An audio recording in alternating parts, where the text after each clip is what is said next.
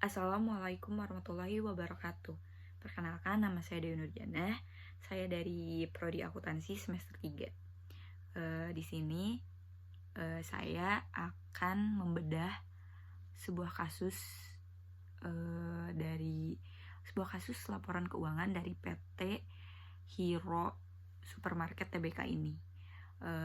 Di sini tugas video ini adalah tugas akuntansi keuangan yang ditugaskan oleh Ibu Eka. Oke, sebelum kita membedah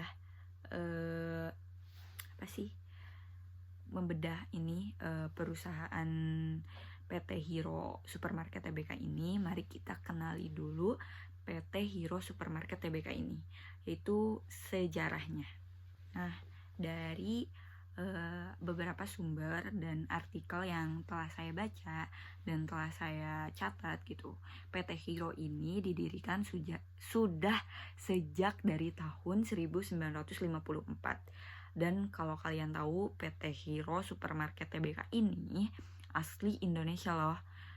Bahkan pada tahun 1980-an hingga awal 2000-an ini, PT Hero dapat mengungguli supermarket branded dari luar negeri seperti Carrefour.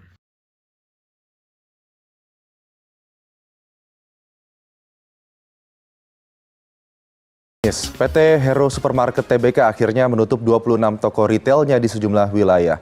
Memburuknya kinerja perusahaan sejak kuartal ketiga 2018 menjadi salah satu alasan perusahaan terpaksa melakukan PHK terhadap karyawannya. Penutupan 26 gerai retail Hero di sejumlah wilayah dilakukan sebagai upaya efisiensi di tengah semakin ketatnya bisnis retail modern di tengah maraknya e-commerce.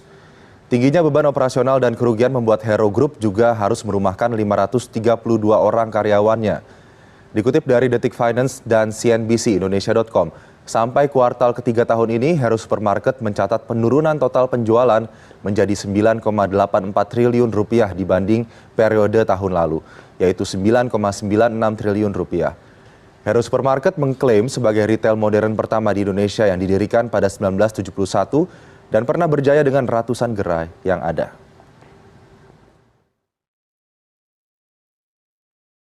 Nah, jadi dulu kalau kita misalnya kita belanja di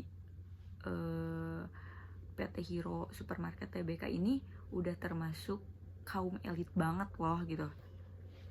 Kebayangkan gimana elitnya gitu bisa belanja di PT Hero Supermarket ini. Akan tetapi seiring berjalannya atau bertumbuhnya atau berkembangnya teknologi, PT Hero Supermarket Tbk ini mulai ditinggalkan karena adanya juga belanja online kan gitu.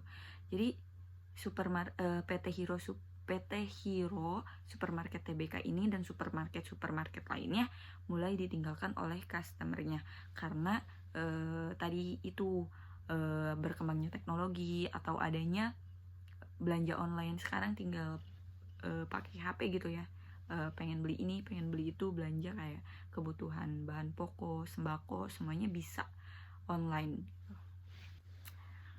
Terus apa bener gak sih gitu, kita bisa lihat, kita bisa membuktikan hal ini di laporan keuangannya ya. Oke, teman-teman masih ingat gak sih kalau laporan keuangan itu ada apa aja? Oke, yang pertama ada neraca, laporan laba rugi, laporan perubahan modal, sama arus kas atau cash flow. Nah, oke, yang pertama kita lihat dari laporan laba rugi dulu ya. Tapi sebelumnya kalian tahu gak sih laporan laba rugi itu apa? Sesuai namanya, laporan laba rugi itu berarti adalah untuk melihat apakah perusahaan itu laba atau rugi. Betul kan? Betul dong. Oke. Terus laporan laba rugi ini dibagi menjadi dua. Ada single step dan multi step. Nah, kalau single step itu cuma berisi pendapatan dan beban saja, makanya disebut single step karena langkah pengerjaannya cuma sedikit gitu. Nah, bisa dilihat nanti aku tunjukin di sini laporan keuangan dari PT Hero Supermarket Tbk ini. Bisa dilihat laporan laba ruginya di sini tidak hanya pendapatan dan beban saja ya, tetapi di sini juga ada pertama beban dan penghasilan lainnya, kedua ada pajak, ada pos-pos luar biasa juga, terus di sini juga ada pos-pos yang direklasifikasikan. Nanti aku perlihatkan di sini ya, teman-teman. Terus jadi pokoknya gambarnya ada di sini. Pokoknya itu laporan laba rugi dari PT Hero Supermarket Tbk ini bentuknya multi step, karena yang tadi itu telah saya sebutkan di yang ada bebannya, ada pajaknya, ada pos-pos luar biasanya juga. Oke. Ternyata emang benar adanya bahwa PT Hero Supermarket Tbk ini mulai ditinggalkan oleh pelanggannya loh. Jadi kita di sini bisa melihat dari laporan laba ruginya bahwa aktivitas operasi PT Hero menghasilkan kerugian sebesar 281 miliar rupiah pada tahun 2023. Kerugian ini lebih besar dibandingkan dengan tahun sebelumnya, yaitu tahun 2022 yang hanya sebesar 258 miliar rupiah. Berarti ada peningkatan kerugian sebesar 23 miliar rupiah. Cukup prihatin juga ya, melihat dulu PT Hero ini sangat banyak customernya gitu. Terus merupakan salah satu perusahaan yang bonafit juga.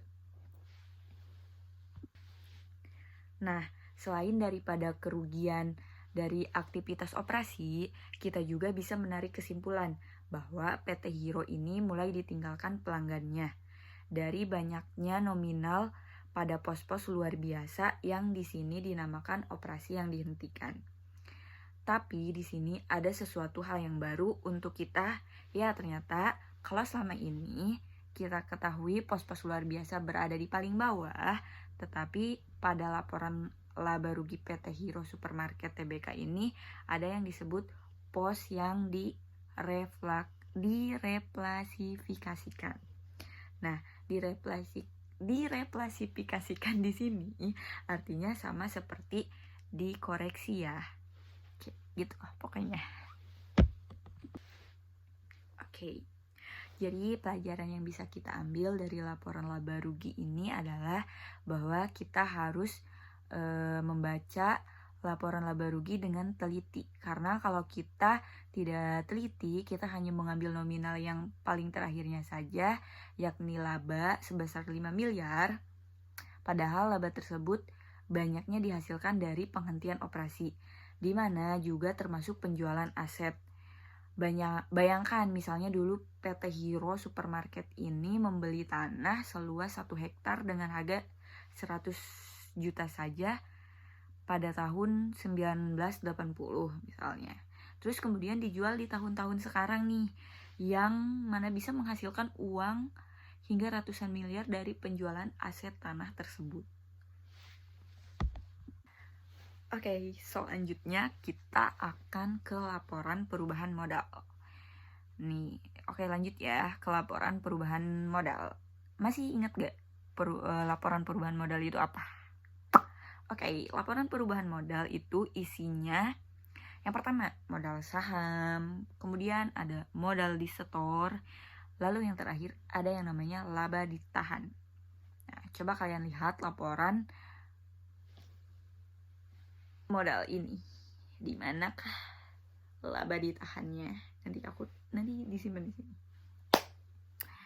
Oke, di sini laba ditahan disebut sebagai dicadangkan atau appropriated dan belum dicadangkan atau unappropriated.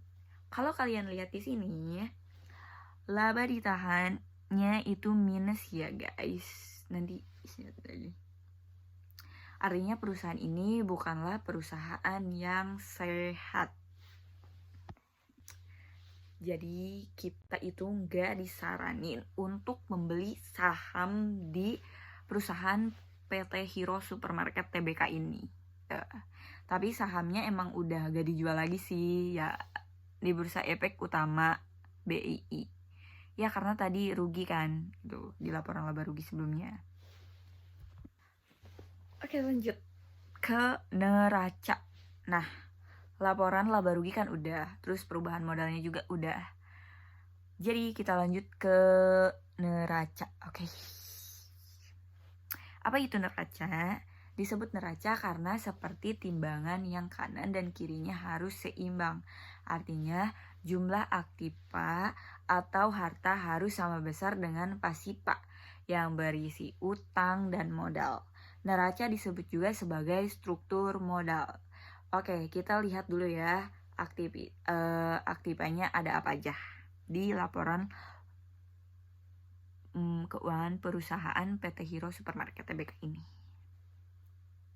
Di sini ada aset lancar dan juga aset tidak lancar. Kemudian untuk aset lancar itu nominal terbesarnya dimiliki oleh pos persediaan. Karena kita tahu ya kalau PT Hero Supermarket ini adalah perusahaan dagang atau retail sehingga memiliki pos persediaan. Oke, mari kita lihat aset tidak lancarnya ya.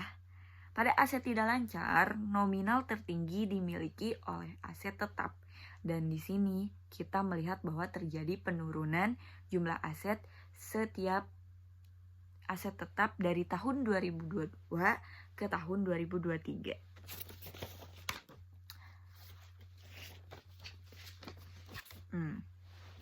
Berarti banyak yang dilakukan likuidasi atas aset tetap tersebut.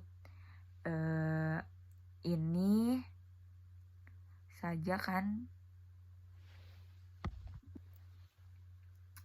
berarti banyak dilakukan likuidasi atas aset tetap tersebut.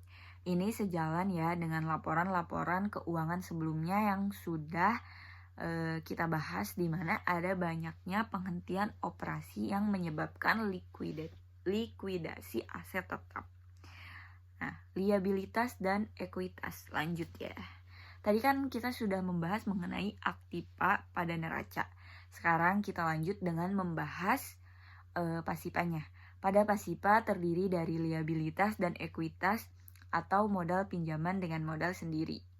Idealnya rasio pendapatan terhadap liabilitas tidak terlalu jauh sehingga bisa dilakukan pengembangan hutang.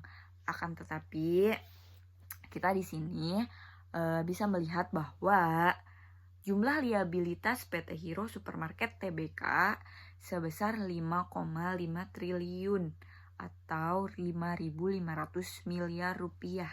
Sementara laba yang dilaporkan hanya sebesar 5 miliar. Artinya perusahaan ini sangat tidak sehat guys, dan tidak diperuntukkan untuk membeli saham di perusahaan ini. Mungkin sekian dari saya ya, karena videonya udah kepanjangan banget. Jadi udah dulu ya. Oke. Terima kasih, thank you. Semoga apa yang telah saya sampaikan di video ini dapat bermanfaat bagi kita semua. Terima kasih. Wassalamualaikum warahmatullahi wabarakatuh.